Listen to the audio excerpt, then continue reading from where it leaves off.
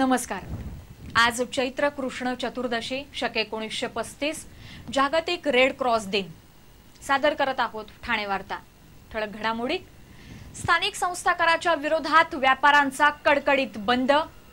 कोट्यावधी रुपये खर्चूनही जिल्ह्यातील 5 तालुक्यातील ग्रामस्थांची पाण्यासाठी वणवण सुरूच। आणि ठाणे महापालिकेच्या तिजोरीत अवघी 6 कोटींची शिल्लक। या आणि इतर घडामोडी विस्तृतपणे पण काही क्षणातच। कडाक्याचा उष्म्याची झळाळी सोसत पिण्याच्या पाण्यासाठी भटकंती करणाऱ्या हजारो ग्रामस्थांच्या नशिबाची परीक्षा अद्याप संपलेली नाही। कोट्यावधी रुपयांच्या पाणी टंचाई मुक्तीचा आराखडा मात्र या ग्रामस्थांच्या घशाची कोरड संपवू शकलेला नाही। जिल्ह्यातील शहापूर, मुरबाड, वाडा, विक्रमगड, मोखाडा या 5 तालुक्यातील 42 गावं आणि 110 पाड्यांमध्ये पाण्याची वणवण आहे। या तालुक्यांना पाणी टंचाई मुक्त करण्यासाठी शासनाने 7 कोटी 81 लाखांचा कृती आराखडा तयार केला। तरीही नागरिकांना पाण्यासाठी भटकंती ही करावीच लागत आहे। या 5ही तालुक्यांना 32 टँकर्सद्वारा पाणी पुरवठा केल्यानंतरही नागरिकांची तहान भागत नसून लोक पाणी म्हणून टाहो फोडत आहेत। जिल्ह्यातील 5 तालुक्याच्या पाणी समस्येवर पालकमंत्री गणेश नाईक यांच्या अध्यक्षतेखाली ठाणे जिल्हा नियोजन भवनात बैठक झाली। या बैठकीत याच 5 तालुक्यांसह इतर परिसरातील पाण्याची वास्तव स्थिती उघड झाली। टँकरद्वारे पाणी पुरवठ्यासाठी 1 कोटी, नळ दुरुस्तीसाठी 3.5 कोटी, विंधन विहिरींसाठी 3 कोटी 8 लाखांच्या निधीची तरतूद करण्यात आली। तरीही पाणी टंचाई जैसे तेच आहे। पाणी टंचाईची भीषण परिस्थिती पाहता पालकमंत्री गणेश नाईक यांनी सर्व कामं बाजूला ठेवून पाणी पुरवठ्याची कामं पूर्ण करण्याचे आदेश दिले। जे विकासक इमारतींच्या बांधकामासाठी पिण्याचं पाणी वापरतात त्यांना इमारत पूर्णत्वाचा दाखला देऊ नये। अशा विकासकांना पाणी देणाऱ्या पालिकांची चौकशी करा असे निर्देशही त्यांनी दिलेत। पालकमंत्र्यांनी भीषण टंचाईची दखल घेऊन आराखडा तयार केला, मात्र तो कागदावरच राहिला, कारण आजही नागरिक मात्र पाणी करत भटकंती करताना दिसत आहेत।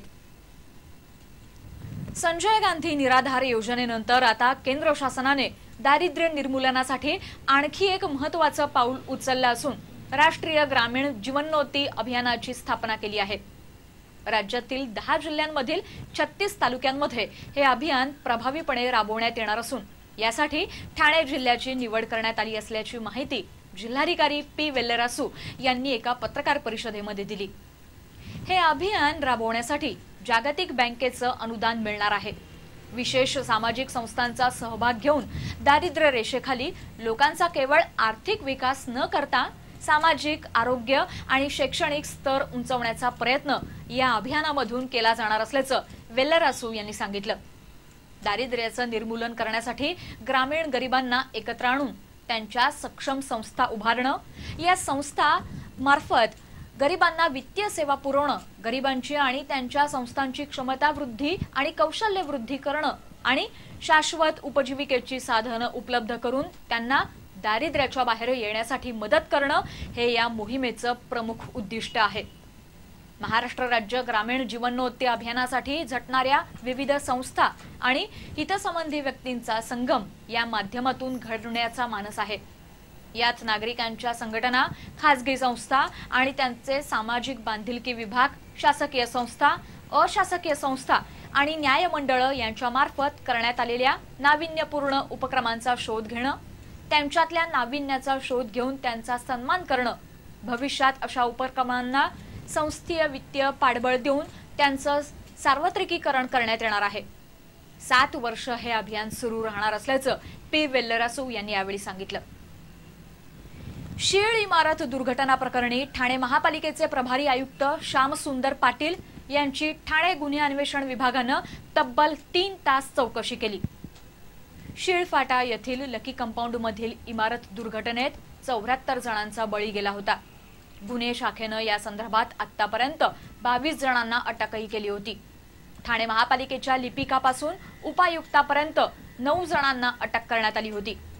या सर्वांच्या जामीन अर्जावर न्यायालयातील सुनावणी दरम्यान सरकारी वकिलांनी पोलिसांना तपास कामासाठी आणखी अवधी देण्याची मागणी केली होती। त्यानुसार ही चौकशी करण्यात आल्याचं सांगितलं जातं।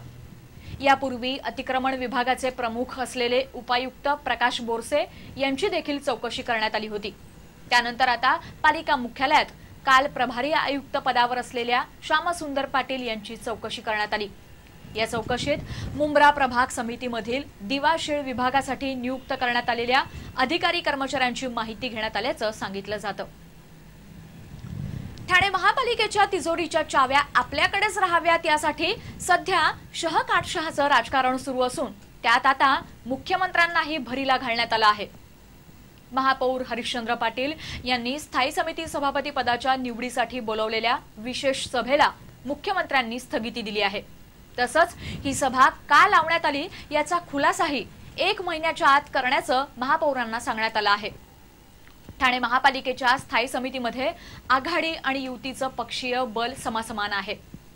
सभापती पदाच्या निवडीत समसमान मत पडल्यास पीठासीन अधिकाऱ्यांचं मत महत्त्वाचं ठरतं आणि या मतामुळे पुन्हा स्थायी समिती आपल्याकडे खेचता येईल या हेतूनं 9 मेला ही सभा बोलवण्यात आली होती।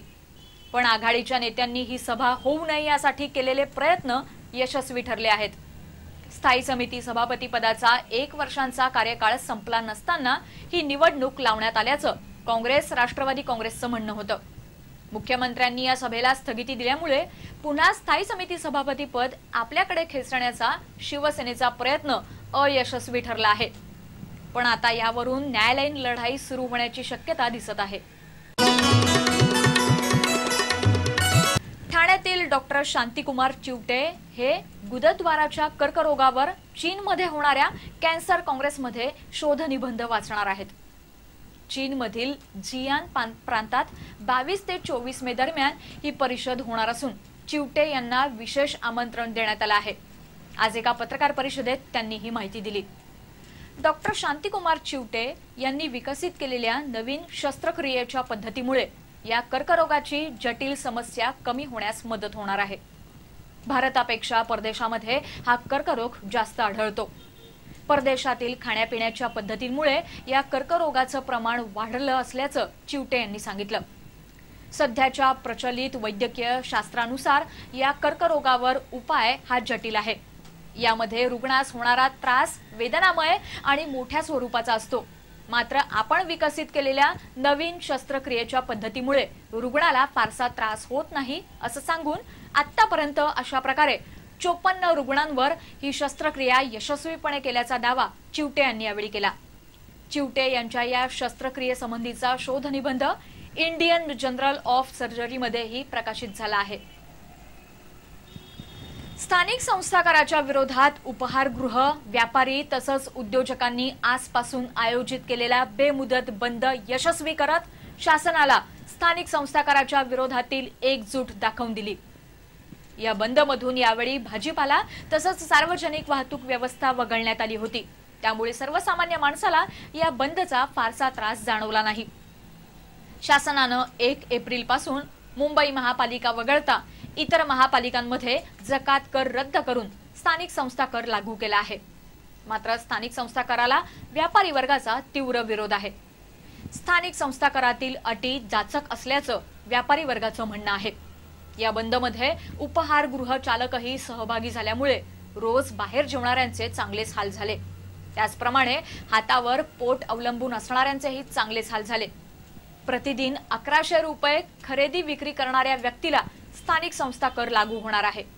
जागेच्या खरेदी विक्रीसाठीही स्थानिक संस्था कर द्यावा लागणार आहे। व्यापार सुरू केल्यानंतर 15 दिवसाच्या आत स्थानिक संस्था करासाठी नोंदणी आवश्यक आहे। ही नोंदणी सुद्धा किचकट असल्याचं व्यापारी वर्गाचं म्हणणं आहे। 10 रुपयांच्या विक्रीचं सुद्धा बिल द्यावं लागणार असून 5 वर्ष सर्व लेखा व्यवहार सांभाळावे लागणार आहेत। दर महिन्याच्या 20 तारखेला स्थानिक संस्था कर भरावा लागणार आहे। अशा अनेक जाचक अटींमुळे स्थानिक संस्था कर रद्द करावा अशी व्यापाऱ्यांची मागणी असून त्यासाठी हा बेमुदत बंद सुरू करण्यात आला आहे। ठाण्यातील व्यापाऱ्यांनी दुकानाच्या बाहेर बेमुदत बंदचे फलक लावून बंदची माहिती दिली।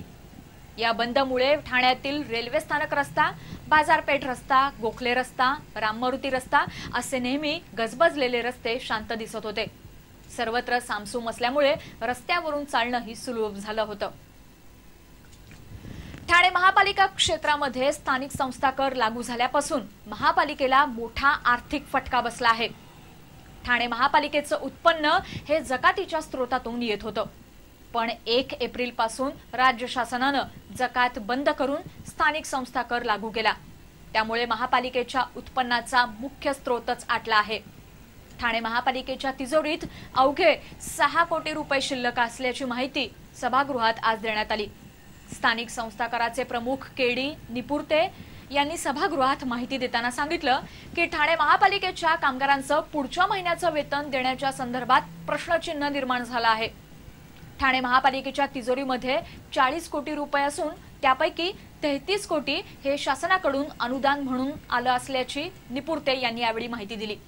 त्यामुळे महापालिकेच्या स्वतःच्या उत्पन्नातून 6 कोटी शिल्लक असल्याची माहिती त्यांनी सभागृहाला दिली। 18,150 व्यापाऱ्यांची वॅटमध्ये नोंदणी असल्यामुळे त्यांची स्थानिक संस्था करासाठी आपोआप नोंदणी झाली असून व्यापाऱ्यांची नोंदणी जलद गतीने होण्यासाठी 30 गटांची स्थापना करण्यात आल्याचं त्यांनी यावेळी सांगितलं। महापालिकेच्या आज झालेल्या सर्वसाधारण सभेच्या सुरुवातीला स्थानिक संस्था करावर गदारोळ झाला। सत्ताधारी पक्षातर्फे 15 मिनिटांची तहकुबी मांडण्यात आल्यानं सत्ताधारी आणि विरोधक एकमेकांच्या विरोधात आक्रमक झाले। अखेर महापौर सभागृह सोडून गेल्यानं ही सभा काही काळ तहकूब झाली।